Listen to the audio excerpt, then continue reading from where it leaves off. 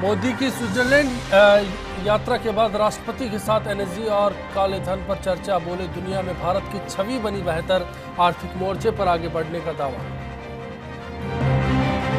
प्रदेश में गर्मी ने रहा है सितम। 49 डिग्री के साथ सबसे गर्म रहा गंगानगर, झालावाड़ और जयपुर में भी 48 डिग्री पर छूटे पसीने। राज्यसभा के लिए बीजेपी करेगी प्रत्याशियों की बाड़ेबंदी। वोटिंग के लिए पार्टी विधायकों के साथ 4 निर्दलीयों को देंगे ट्रेनिंग। कांग्रेस ने मुरारका को दिया नैतिक समर्थन। आरयू के पर्चे में सरकार की उपलब्धियों से जुड़े सवाल का विरोध। प्रदर्शनकारी एनएसयूआई कार्यकर्ताओं की जयपुर में पुलिस से तकरार। नाराज पीसीसी चीफ पायलट ने लगाया आरोप। और आर्म्स एक्ट मामले में बेगुनाही का सबूत नहीं दे पाए सलमान, कोर्ट ने लगाई फटकार। 5 जुलाई को आखिरी मोहलत।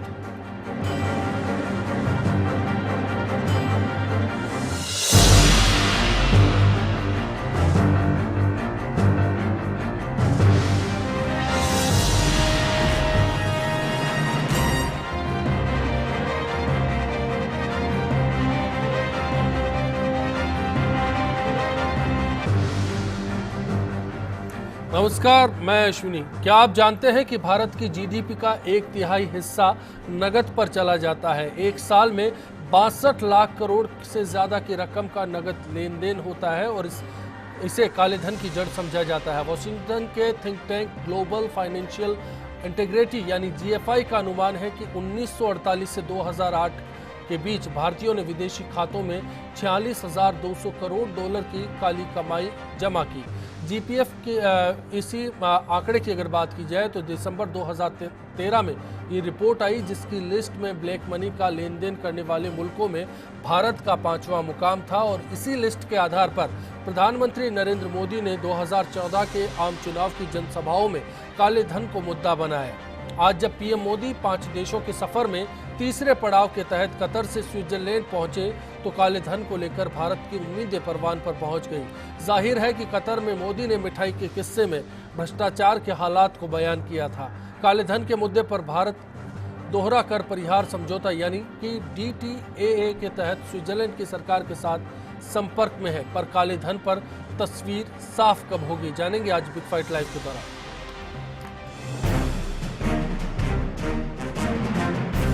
मैंने भी कईयों की मिठाई बंद कर दी।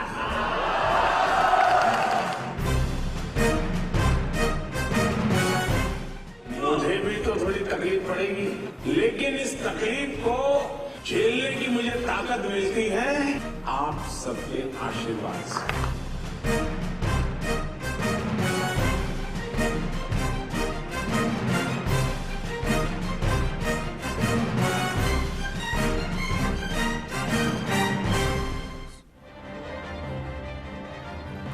बिग फाइट लाइव में आज के इशू पर चर्चा के लिए हमारे साथ बीजेपी से पंकज जोशी जी मौजूद हैं, कांग्रेस से सुरेश चौधरी जी हमारे साथ होंगे, माकपा नेता भंवर सिंह जी हमारे साथ हैं, साथ ही आप नेता भरत खत्री जी हमारे साथ हैं, बीजेपी विचारक सूरज सोनी जी बातचीत में हमारे बीच मौजूद है। आप सभी मेहमानों का स्वागत करते हुए वो 4 बातें जो मोदी ने दरअसल कतर में कही और भ्रष्टाचार को लेकर जो उनके दावे हैं, वैश्विक छवि है, उसको लेकर चर्चाओं का दौर शुरू हुआ। पहले उनको सुन लेते हैं। घर में बच्चे को मिठाई खाने का शौक हो, मां के मना करने के बाद भी अगर बच्चा मिठाई खाता हो, मां मिठाई कहीं ऊपर की अलमारी में रख दे तो चढ़कर के भी खा जाता हो, और जब मां बिल्कुल मिठाई बंद करवा दे तो मां कितनी ही प्यारी क्यों ना हो, बच्चा नाराज होता है कि नहीं होता है? मां से झगड़ा करता है कि नहीं करता है? तो मैंने भी कईयों की मिठाई बंद कर दी है।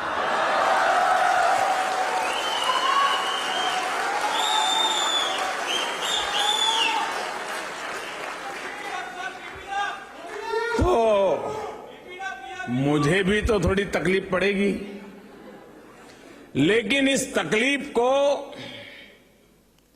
झेलने की मुझे ताकत मिलती है आप सबके आशीर्वाद से। आज पूरे विश्व में भारत की छवि दुनिया की नजरों में एक आदर का स्थान, चाहे दुनिया के शासक हो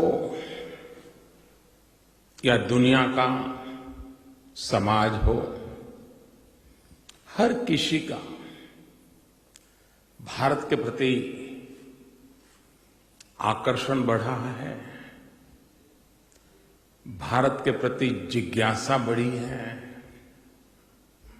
आप भी यहां अनुभव करते होंगे, आपकी तरफ भी देखने का नजरिया किसी और देश के लोग मिलते होंगे तो बदला हुआ आप जरूर महसूस करते होंगे। आज दुनिया की सभी credit rating agencies, world bank हो, IMF हो, हर कोई एक स्वर से कह रहा है कि हिंदुस्तान विश्व की सबसे तेज गति से आगे बढ़ने वाली इकोनॉमी है।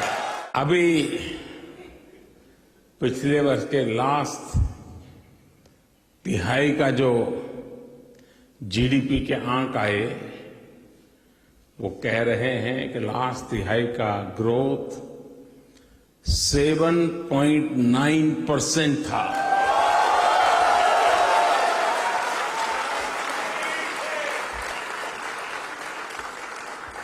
और ये 7.9% भी किस समय था?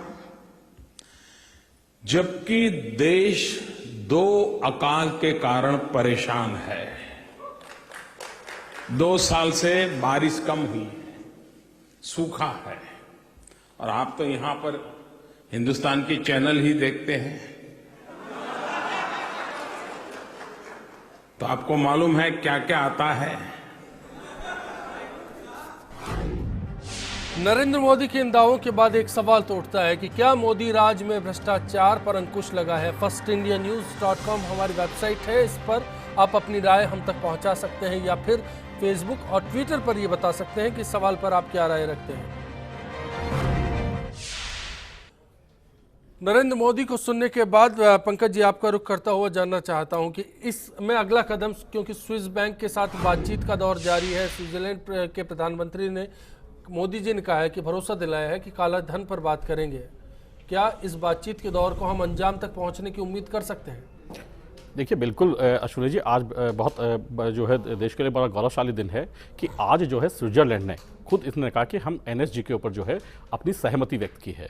क्योंकि जिस तरीके से चाइना ने जिस तरीके से हमें जो है पिछली बार रोका और जिस तरीके से बात की थी, आज एनएसजी ने जो है खुलकर के जो है दोनों की जब मिली-जुली प्रेस कॉन्फ्रेंस हुई तो उसमें जो है बहुत साफ सा कहा कि उसमें जो है मोदी जी ने खुद ने जो है उनका धन्यवाद ज्ञापन किया और खुद ने बड़ा साफ सा कहा कि हम जो है काले धन के ऊपर भी, आज देखिए पहली बार जो है स्विट्जरलैंड के राष्ट्रपति ने पहली बार कहा कि हम दोनों चीज़ों पर, जो बेसिकली हमारा जो EOI है, इंफॉर्मेशन एक्सचेंज जो है, उसके ऊपर भी हम आपसे जो है बात करना चाह रहे हैं और बाकी पे भी जो समझौते उन्होंने जापान, ब्रिटेन और उनके साथ ऑस्ट्रेलिया के साथ कर रखे हैं, वो समझौते भी शायद आज जो है अंतिम समय में शायद वो जो है कारगर साबित हो पाएंगे।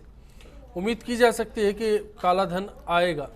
बिल्कुल, देखिए मैं कह रहा हूँ, जब बहुत खुली सी बात है कि 2017 तक आप देखिए कि जिस तरीके से ऑटोमेटिक एक्सचेंज ऑफ इंफॉर्मेशन पे जो है लगातार पूरे देशों ने बात की और पिछले 3 जून को जो है फ्रांस के अंदर हमारे जो एम्बेसडर थे, उन्होंने बिहाफ ऑफ इंडिया जो है वो साइन किया। उसमें सारे कंट्रीज ने मिलकर के बात कही कि भी ये ब्लैक मनी जो है, पीयर रिव्यू ग्रुप बना था 2015 उसमें जो है बहुत साफ तक आ गया कि हम इस चीज के ऊपर भारत के साथ हैं, सब लोग जो है इंफॉर्मेशन गैदर करें। और खुद जो है 2017 से उन्होंने कहा कि कोई भी व्यक्ति जो इंफॉर्मेशन होंगी वो जो है उसमें जो है उसमें गोपनीयता के तरीके जो है सरकार के पास में रहा करेंगी। कोई भी व्यक्ति 2017 के बाद बाहर जो है असेट्स रखना और बाहर ब्लैक मनी रखना शायद बहुत मुश्किल हो जाएगा।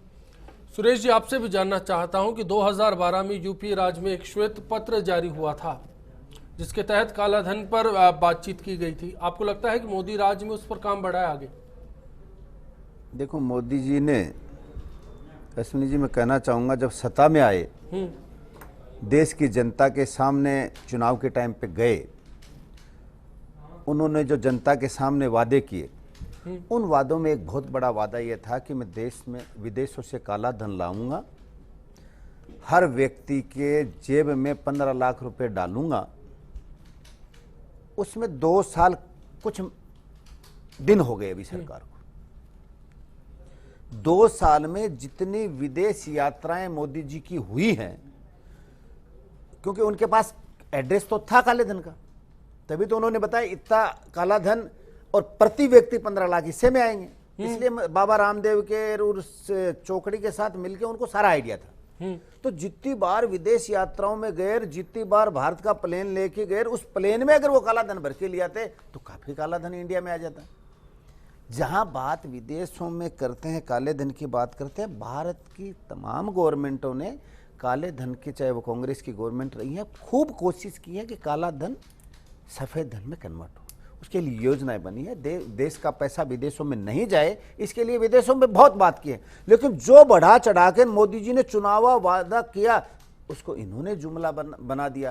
पंकज जी कह रहे हैं कि काले धन हमारे लाएंगे, कौन सा एड्रेस पता है इनके पास, हमें तो लग नहीं रहा कि कुछ लाएंगे। चलिए मैं इस पर तफसील से बात करूं, उससे पहले भरत जी आपसे भी जानना चाहता हूं, सुप्रीम कोर्ट में सीबीआई की ओर से एक हलफनामा दायर हुआ था जिसमें इस बात का जिक्र किया गया था, यूपी राज्य में 24.5 लाख करोड़ रुपया विदेशी बैंकों में भारत का काला धन जमा है। दोनों सरकारों को हम देख चुके हैं, करीब करीब 2 बरस मोदी सरकार को बीत चुके हैं, ज़्यादा वक्त हो चुका है, और वहीं यूपीए राज को भी हमने देखा। आपको लगता है कि दोनों पार्टियों में कहीं मंशा है कि ब्लैक मनी पर काम किया जाए?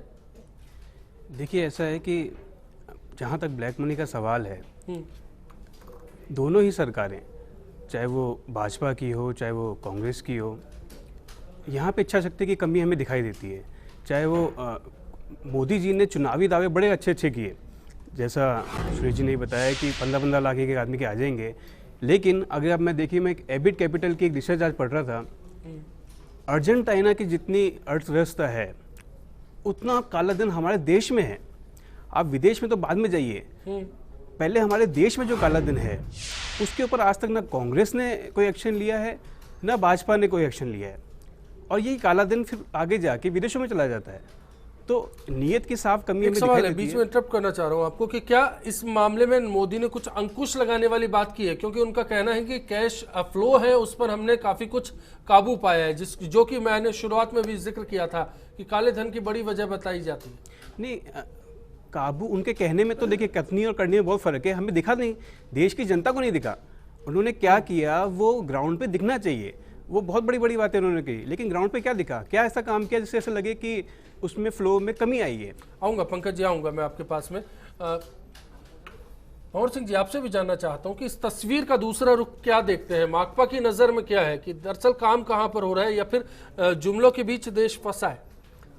अभी तो हकीकत 2 साल से तो ये देश जो है जुमलों के बीच में ही फंसा है। अभी भी मोदी जी जो बोल रहे थे कि मिठाई मैंने बंद कर दी, अब आपको मैं बता दूं कि इन्होंने 26,600 करोड़ के टैक्स तो जनता पे लगा दिए, तो मिठाई बंद नहीं, जनता की रोटी बंद कर दी है इन्होंने एक तरह से।